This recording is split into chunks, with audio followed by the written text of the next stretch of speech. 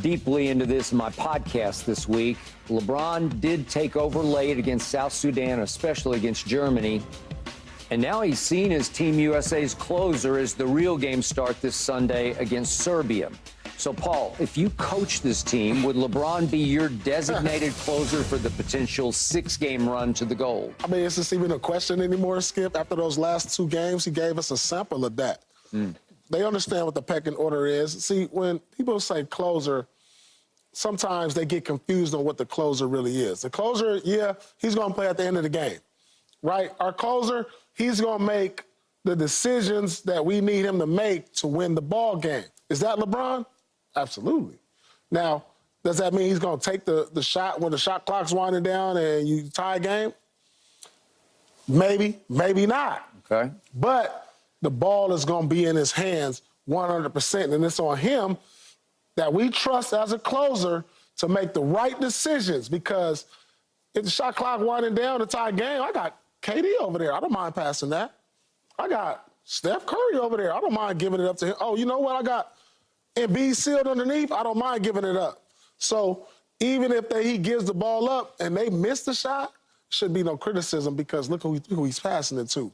Now, we always say, why did he pass it over there to Mo Williams? Why did he pass it over there to George Hill when he was playing with the Cavs and Miami, you know, all of that stuff? Kyle Korver. Kyle Korver, why he doing all that? Look who he got on his team. Like, so if he make the right play. Yeah, you're making the right play to the right guy. To the right guy. They're all the right guy. Yeah. So do I want him closing? Yeah. The ball will be in LeBron's hands. He will be in the game the last 4 minutes of the game, and I need him making all the decisions, because, look, we just saw what he did these last 2 games. So USA, his aura won't even allow him not to be after that. You know what I'm saying? And guys took a step back. You can just see it. Like, you can just see, like, Curry over there, like, LeBron, you got it. Or Tatum or Edwards, LeBron, bring it up. Let me run to the corner. I think his personality just dominates that. Even if Kerr didn't say it in the huddle or in practice, LeBron took it upon himself. So who's going to argue with that? Yep. So, of course, is he going to be the closer? Absolutely. He's going to be the guy making that decision on whether we win or lose. And in saying that, if the U.S. don't win gold, who's going to take all the heat? LeBron James. LeBron James. Some will even go as far as to say this is a hit on his legacy if they don't win gold. So, of course, the ball is going to be Some would say if he wins gold, he's better than Jordan. But don't get me started on that. I say that. You would. Oh, stop. Seriously. Well, then he'd have 3-2, right? 3-2. Oh, God. Okay. It all depends, I guess, for me, on what is it that we're asking To make at the moment in time to be done. Because if I'm down by 3 or I'm down by 4 and I need somebody to knock down a 3, he wouldn't be the first guy to knock it down. I'm going Kevin Durant. I'm going Steph Curry. Yeah. To me, that's what the closers do. Yeah. If I need somebody to facilitate the offense, then LeBron James, because like Paul said, he can put the ball in the right person's hand at the right moment in time, but so could the other guys that are on the floor with him as well. I'm not asking Embiid to bring the ball up the floor, but Steph can bring it up the court and facilitate an offensive. He's got a good handle. Kevin Durant can do the same thing if he wanted to. He can bring the ball up the court if he needed to. He could create his own shot, just bring the ball to the court, just pull up and bam, like no other silk.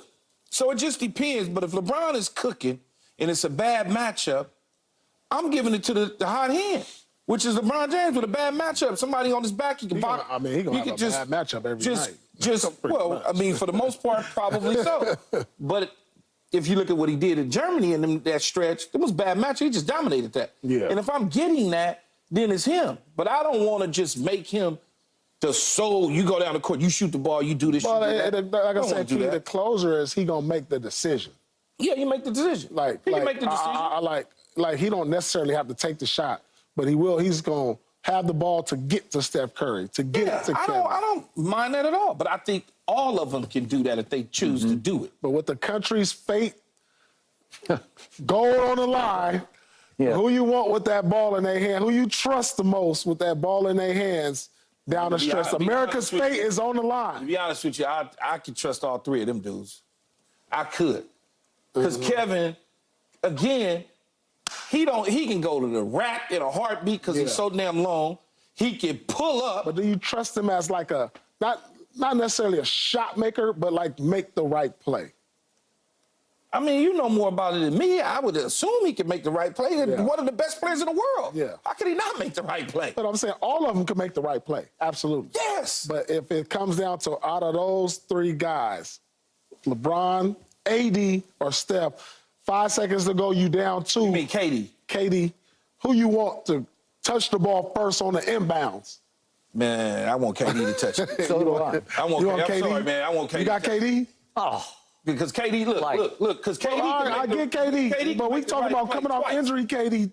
We talking about coming off injury. Now that's all healthy. No, but that's what it is right now. Yeah, but you told me he just stepped right in. I'm saying this is coming off injury, KD. Switching up on us right now, what man. reality is right now. What's the reality of this? It's shaky. It's shaky. Is it KD tomorrow? If the game on the line, you want him to take it? I'm assuming KD is healthy. He's going to play. You want him to? Okay.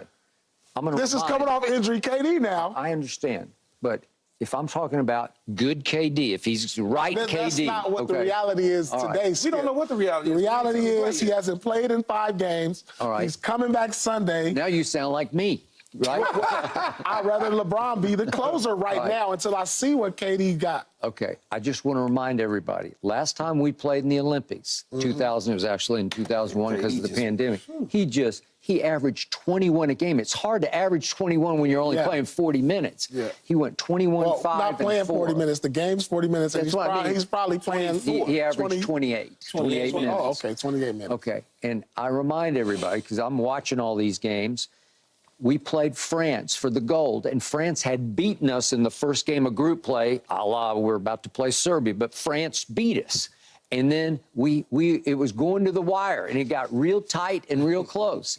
And Dame, God bless him, he goes to the line, and he bricks 2 free throws. And Kevin, you could just see him when the ball got inbounded the next time, and knowing somebody's going to get fouled, Kevin went all the way to the other end and just put his hand up and said, "Give me the damn ball." You know that expression. And as soon as it touched his hands, Fournier fouled him, and Kevin marched to the other end and went swish, swish, and that was the final margin that we won by, okay? So he is that dude in these circumstances, and I would want the ball in his hands. Absolutely. I do not disagree with your point about I want LeBron orchestrating. Okay. And I do love the put your head down and drive the hell out of it LeBron that I saw in those 2 practice games, because I love that guy, because he's an unstoppable force of nature at 6'9", 2, whatever he is, 260, 270, I don't know what he is, but when he plays bully ball, I love that.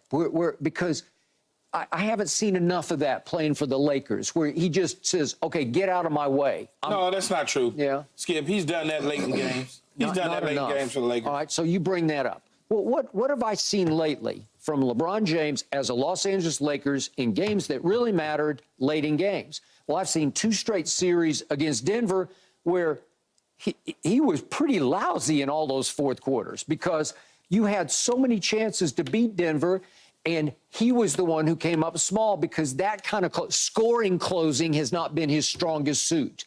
And remember, there are 4, I'm going back to the conference finals of a year ago, 4 straight times in the fourth quarter, you are right there. You're within a point or 2 early in the quarter, and LeBron shoots 7 of 23 in the combined 4 fourth quarters, and 1 of 10 from 3. He just had a bad stretch. Well, he had 4 bad quarters in a row, and by his standards, they were awful quarters.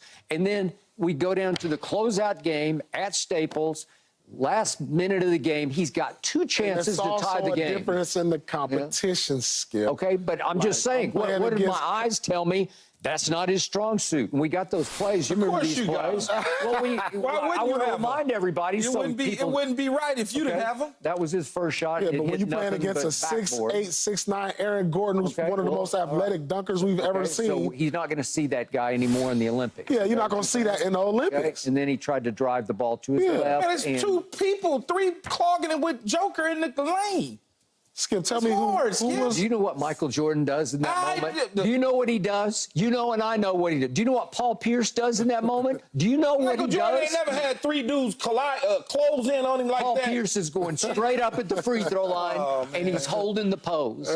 You know it, and I know it. He's going to shoot over two dudes who are smaller than him, right? Them dudes was right there. Right. They tied him up. So then what did I see in these playoffs that I just watched, just not that long ago? It's been about 3 months ago. You got to give us what you saw from Steph then in these playoffs, and give us what you saw from KD in these playoffs. All right. Okay. Well, that's a fair point. But we're talking about closing here. Yeah. So now we talk about who would you rather close. All right. So game 1 this year at Denver, I've never seen anything like it before because you're right there to start the fourth quarter.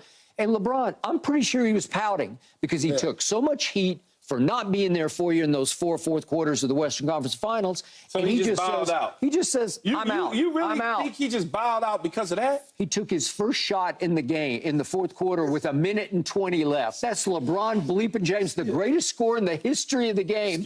And he tries his first shot, and you're already down 9 at that point. I know that, Skip. I brought it up on the show. He didn't bow out because of what happened. You thought it was a D-Lo issue. It was a D-Lo issue. Okay. All right. Whatever it was, I'm just saying, what are you doing, man? You're so much better than this. They need you right here, right now, LeBron, to do what you say he can do. He's the most passive-aggressive scorer in NBA history. All right.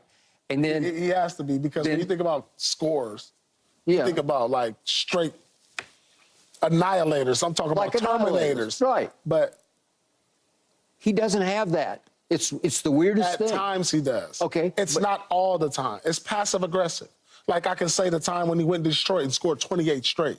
The time when he came in Boston Game 6 and just... Oh, it was spectacular. That was something like you know it's there. Yeah. You know, it's the most passive-aggressive thing you've ever seen. And what we wish is he would be like that all the time. All the time. Okay, I agree.